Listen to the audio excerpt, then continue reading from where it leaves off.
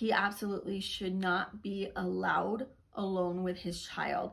I think it's great, Colleen Hoover shares her story and how her mother left her father and then remarried, and Colleen, they happy ending, right? Okay, great.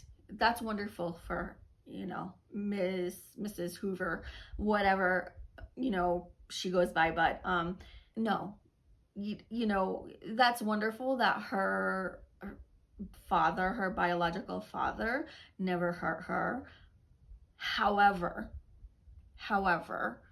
usually people like that, it doesn't matter if you're the wife or the child, or, as long as you're in the family, they're going to hurt you if they have the opportunity. So I didn't like the ending. I did not like that. I can tell you, unless she gets that daughter some counseling or self-counseling, that it will not end with them.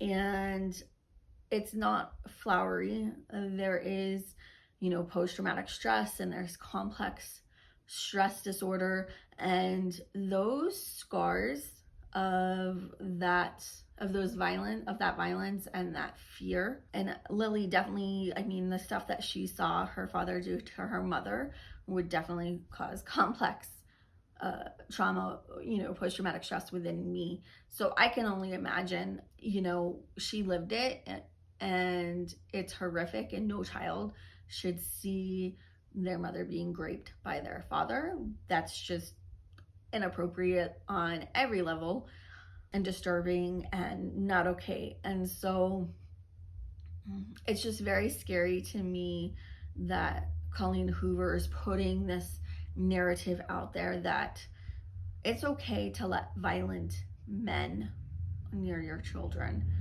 That's not a good message. We do not want to be sending that out. I think it's wonderful that she has it, that Lily leaves him. That's wonderful. That's a great message. But let's start teaching young girls and young women and young adult women to look for the red flags, and to not even entertain these abusive, emotionally immature men. It's not our job to save men. I love that women have the opportunity to make their own money, have credit cards, have savings and checking accounts, can start businesses. Lily had money. She had her own house. She had her own means. She did not need to get married. There was no financial incentive. So at least there's that, back in the 70s, women were like just barely being able to get a credit card in their name. There's all these freedoms that have just recently opened up in the last 50 years for women. I don't want to go back. And I think it's amazing that I see on social media young little children learning about bodily autonomy, learning that it's not their responsibility to save others. I hate that. Don't tell little girls that if a boy is abusing her, harassing her, pulling her pigtails, or lifting up her skirt, that means he likes her. No, that's disgusting. That is a violation, and that little boy is abusive, and there's things going on in his home, and he needs some counseling, and he needs some help. Don't tell your little daughters that he likes her. I don't think that's going on anymore. I hope not, but I'll get off my soapbox. Lily is just the ultimate, like, pick me. She's just so, like, cavalier about everything, and I'm just so cringe. I can't support going to see the movie. I just don't agree with the message, and it just plays into notions that it's women's work to do the emotional labor in a relationship, and no, it's not. So that is my review of It Ends With Us. Why I had such a reaction to it. It was just very triggering to me because there's so many things going on. There's alcoholism, there's domestic abuse, there's rape, there's stalking.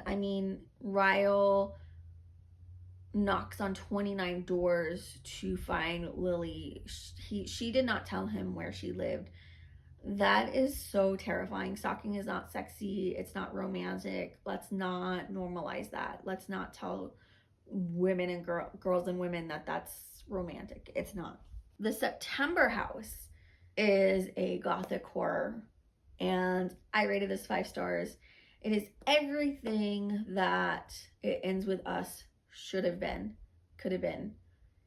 This is literally about a couple in, how do you say, is it in the like October, is it the September or the October of your life? They're nearing retirement age. They're older than a middle-aged couple, and they move to their dream house. It's a beautiful gothic house, and the woman can paint. She has a painting space, and the husband can write. He's a writer, and surprise, surprise, so there's going to be spoilers for this one as well. We find out that hubby is a recovering alcoholic, and he's supposedly on the bandwagon, and wifey, we find out, like, it's a slow unraveling about the reality of these two, of their relationship. So she goes back and talks about their history, and again, their relationship, it started pretty quickly and it moved pretty fast, and she got pregnant fast and had a daughter. So this one also had a daughter. And the abuse, she describes it how it, starts slowly and not very often, and then it revs up, and how again she was like, it's all about rules. My husband knows he can hit me, but he can't hit our daughter. So she lives her life like, if I don't break the rules, if I follow his unwritten rules, then I won't get hit. But she knows that sometimes she will still sometimes get hit. So the rules aren't fool safe. And she knows that, okay, he has unspoken rules, but so do I. But really, her only unspoken rule is don't hit the daughter. Like, these are not things that have ever been communicated. So we find out that he had like 2 or 3 DUIs. So he went to counseling and supposedly he got better. She doesn't talk to anybody except her neighbor, who comes up the driveway from time to time, and they sit outside and they talk. And the husband really just locks himself in his library and just writes. Well, every September, this house that they move into acts up. The walls start to bleed. Crazy things happen. But we're in the protagonist, the main female character's head the whole time. And it's just so fascinating to, like, what she calls the ghosts. It's really cool. Okay, so she calls them pranksters.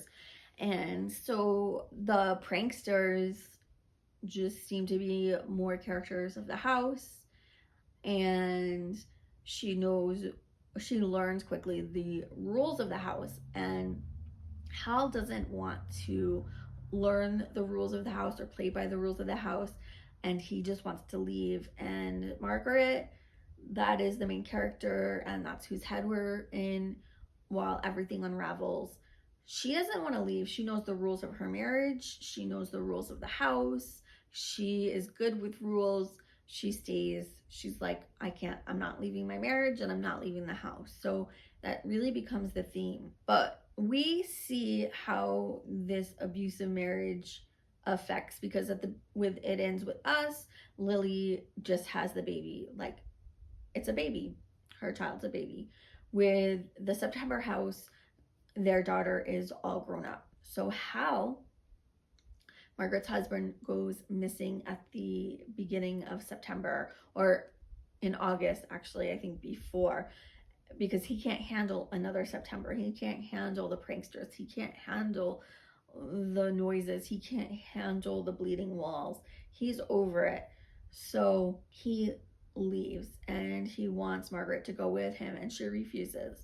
So he leaves, and their daughter decides to come in September and try to help locate him, because she knows her mother's not really doing anything. Her mother's not really concerned. She's called the police, and the police are like, well, he can leave. He's an adult. He's a grown man. He can go and do whatever he wants. And you see the unfolding of Margaret reminiscing back to her history with her relationship with Hal and her daughter, and then you find out the history of the house and all the abuse and the grotesque things that have happened in the house over the years, over the decades, over the centuries, and through this marriage. And we see the daughter. The daughter is a type A, hypercritical, overanalyzed, anxious, angry woman who was parentified and feels guilty for the abuse that her mother suffered at her father's hands.